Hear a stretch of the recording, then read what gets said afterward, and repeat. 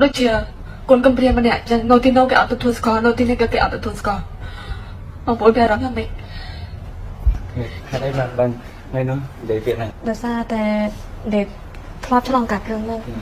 វាច្រើនដងមកហើយតែមកដល់នៅទីនេះបងប្អូនខ្លះគាត់មិនដឹងទៅគាត់ថាយ៉ាងយួនមែនមិននិយាយអត់ច្បាស់ចឹងបើនៅខាងនោះ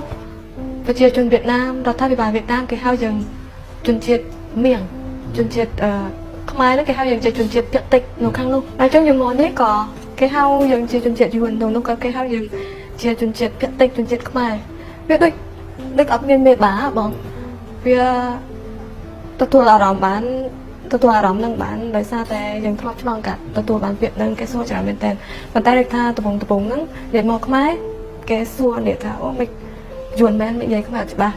ហើយខ្មែរណាយ៉ាងអញ្ចឹងទេហើយដល់ពេលអ្នកមើល comment នៅក្នុងវីដេអូរបស់ camera ទៅអារម្មណ៍វាប៉ះទន្តិចដូចពេលមុនអ្នកមកដំបងអញ្ចឹងតែអ្នកនិយាយដូច camera អញ្ចឹងហើយដល់មួយ camera គាត់ទៅមកដំបងអញ្ចឹងគាត់អត់សូវចេះពាក្យខ្មែរជ្រៅច្រាស់អីអញ្ចឹងហើយការនិយាយស្ដីរបស់គាត់ក៏មិនបាន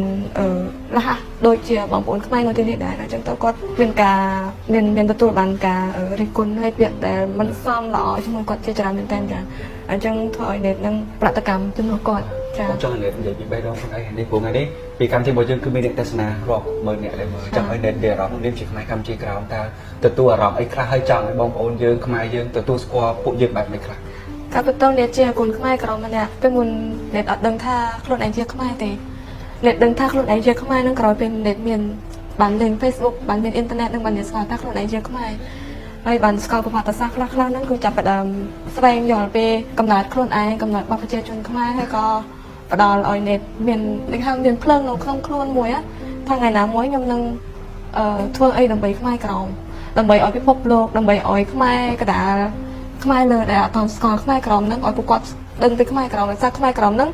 អ្នកខ្លះក៏អត់ស្គាល់ផងបងអ្នកខ្លះសួរថាអូខ្មែរក្រមនៅណាវាហ្នឹងអ្នកអត់ខឹងឬក៏អត់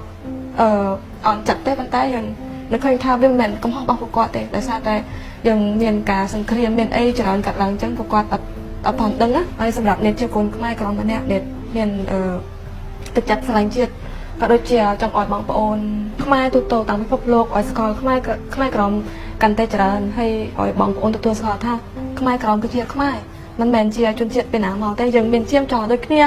បបធរដូចគ្នាភាសានិយាយដូចគ្នាហើយមានចដូនចតាដូចគ្នា